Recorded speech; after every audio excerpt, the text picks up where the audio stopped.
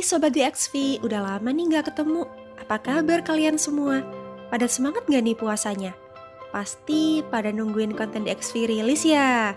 Sambil menunggu berbuka, emang paling seru nonton DXV nih. Pada penasaran nggak sih apa topik yang akan dibahas di DXV kali ini? Spesial untuk kalian, DXV kali ini akan membahas topik yang selalu booming di tiap tahunnya, yaitu mengenai hilir mudik menjelang Hari Raya Idul Fitri. Menariknya, topik hilir mudik yang akan kita bahas kali ini berbeda dengan tahun-tahun sebelumnya. Dengar-dengar ada persyaratan vaksin booster buat kalian yang akan melakukan perjalanan mudik. Emang iya? Terus gimana dong kalau belum vaksin booster? Masa kita nggak boleh mudik sih? Eits, tenang dulu ya guys, jangan keburu emosi.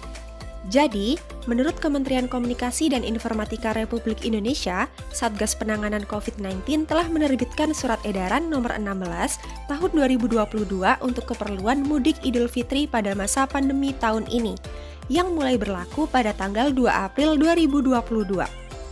Kira-kira isi suratnya apa ya? Oke, langsung aku spill aja ya.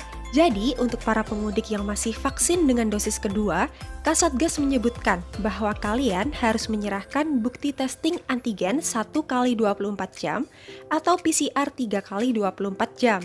Sementara, untuk yang baru mendapatkan vaksinasi dosis pertama diwajibkan untuk melakukan tes PCR 3 kali 24 jam. Nah, jadi gitu guys persyaratannya. Terus buat orang yang tidak dapat divaksin karena keadaan tertentu seperti komorbid gimana? Dan persyaratan ini apakah juga berlaku untuk anak-anak ya? Kan mereka belum bisa vaksin booster. Tenang, santai aja kayak di pantai. Jadi, teruntuk pemudik dengan komorbid, kalian masih tetap bisa mudik kok. Satgas sudah mempersiapkan persyaratan spesial nih buat kalian. Seperti persyaratan sebelumnya, bagi orang yang belum vaksin karena komorbid diwajibkan untuk melakukan tes PCR 3 kali 24 jam. Namun, persyaratan spesialnya yaitu wajib melampirkan surat keterangan dokter dari rumah sakit pemerintah yang menyatakan bahwa belum atau tidak dapat divaksin. Sementara, untuk anak-anak di bawah usia 6 tahun tidak perlu melakukan testing, tetapi harus didampingi pendamping perjalanan yang sudah memenuhi syarat testing dan vaksinasi. Bagi anak usia 6-17 tahun, kewajiban testing tidak diperlukan, namun harus menunjukkan syarat vaksinasi dosis kedua. Selain itu, akan dilakukan random checking atau pemeriksaan acak persyaratan perjalanan. Pemeriksaan dilakukan terhadap para pemudik terutama dengan kendaraan pribadi. Pengecekan tersebut melibatkan instansi pelaksana bidang perhubungan, Satpol PP, Satgas Daerah, TNI, dan juga Polri.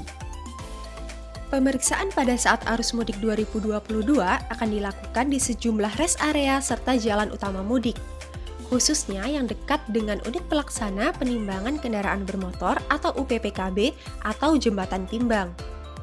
Nah, bagi kalian yang belum mendapatkan vaksin booster tapi tetap melakukan perjalanan mudik, Kemenhub berencana untuk menyediakan vaksinasi dosis ketiga spesial buat kalian. Ih, serem ya pastinya, vaksin dadakan loh. Siapkan mental dari rumah ya untuk para pemudik yang masih melanggar aturan. Siapa tahu dapat gift lebaran nih di tengah jalan. Wah, udah ada yang was-was duluan nih, takut kena random checking. Tenang guys, jangan takut. Selama kalian jujur dan disiplin mematuhi aturan yang ada, kalian gak bakal diapa-apain kok. So, tenang aja ya. Nah, gimana nih Sobat DXV? Udah pada paham kan terkait syarat mudik tahun ini? Intinya, Satgas bukan membatasi para pemudik, tapi lebih ke sikap preventif untuk keamanan publik. Mudah-mudahan teruntuk kalian para pemudik dapat melakukan perjalanan dengan aman, lancar, dan penularan COVID-19 dapat diminimalisasi. Yah, nggak kerasa videonya udah mau habis nih. Kami pamit dulu ya. Minal aizin wal faizin, mohon maaf lahir dan batin. See you next time Sobat DXV. Tunggu episode selanjutnya ya. Bentar. Jangan lupa like, share, dan subscribe. Goodbye.